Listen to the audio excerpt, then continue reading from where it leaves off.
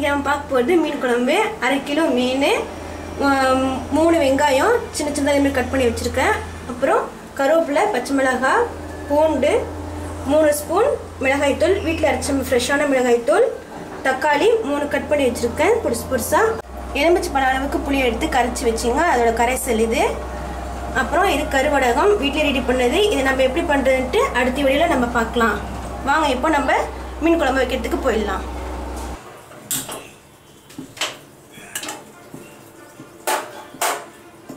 இப்போ நம்ம அடுப்பத்தை வச்சுருக்கோம். அடுப்பத்தை வச்சுட்டு இதில் தேவையான அளவு எண்ணெய் ஊற்றிடலாம். எண்ணெய் காஞ்சதும் இந்த கருவடகத்தை இப்படி உடச்சி இதில் போட்டுருங்க. நீங்கள் வெந்தயம் கடுகு சேர்க்குற அந்த வடகம் இல்லைன்னா நீங்கள் கடுகு வெந்தயம் போட்டு தாளிச்சிட்டு அப்புறமா இது பொரிஞ்சதும்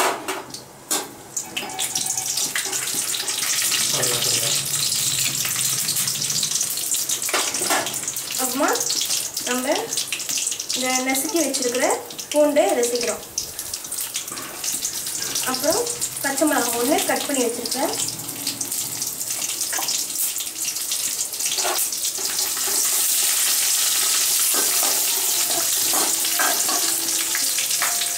அப்புறம் 2 கருவேப்பிலை கொட்டு வாசனை.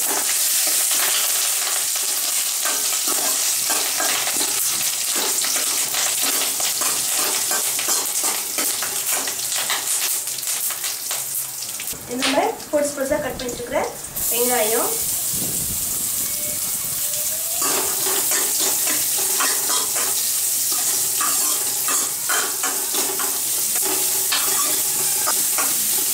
வெங்காயம் பொன்னீர் ஆனதுக்கப்புறமா நம்ம தக்காளி சேர்க்கலாம். தக்காளி சமைச்சு இதில் நம்ம கட் பண்ணி சின்ன கட் பண்ணி இருக்கிற தக்காளி உள்ள சேர்த்துருங்க.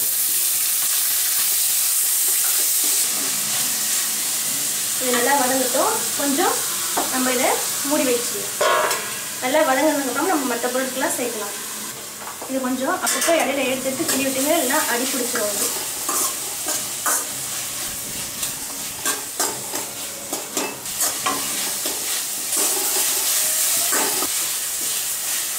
தக்காளியை எல்லாம் மசிச்சுட்டுங்க, அப்போ சீக்கிரம் வெந்துடும்.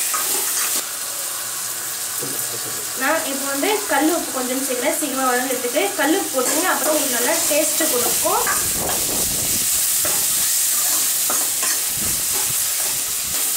இப்போ நம்ம புளி கரைச்சி வச்சுருக்கோம், அதை நம்ம சேர்த்துடலாம்.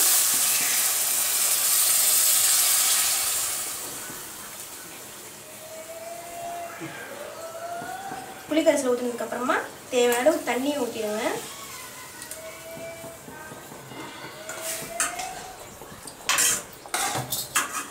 இப்போ நம்ம இதில் 3 டீஸ்பூன் எடுத்து வச்சுக்கோம் மிளகாய் தூள் சேர்த்துடலாம்.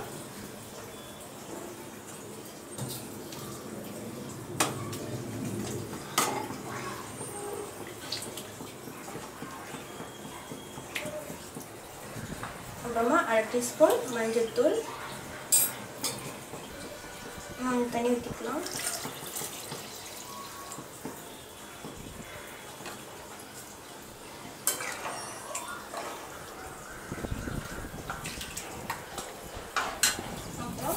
தேவையான அளவு உப்பு.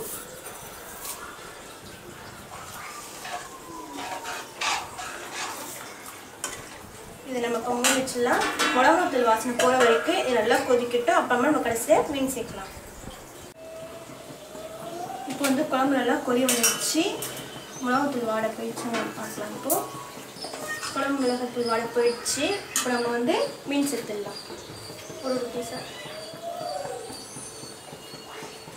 ஒரு பீஸாக நம்ம போட்டுக்கலாம்.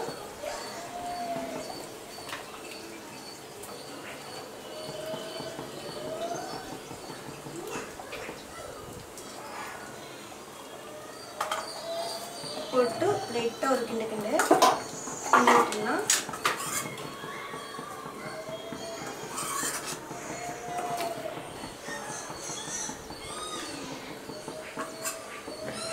மீனை ஒரு 3 நிமிஷம் வேக வச்சுருங்க. வெந்ததுக்கு அப்புறமா நம்ம லாஸ்ட்டாக தேங்காய் சேர்த்து கொத்தமல்லி சேர்த்து இறக்கிடலாம். இப்போது மீன் வந்துடுச்சுன்னு பார்க்கலாம்.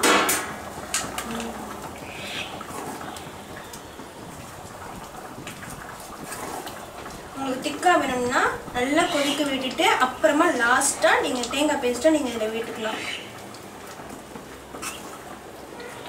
மீனும் வெந்துடுச்சு. இப்போ நம்ம இதில் அரைச்சிருக்க தேங்காய் பேஸ்ட்டை இதில் விட்டுடலாம். விட்டுட்டு இது ஒரு 5 நிமிஷம் நல்லா கொதிக்க வைக்கலாம்.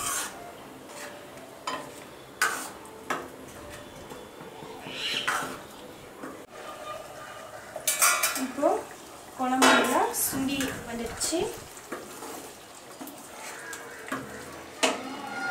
அப்புறமா நம்ம நறுக்கி வச்சிருக்கிற கொத்தமல்லி மேலே இப்படி தூவிட்டு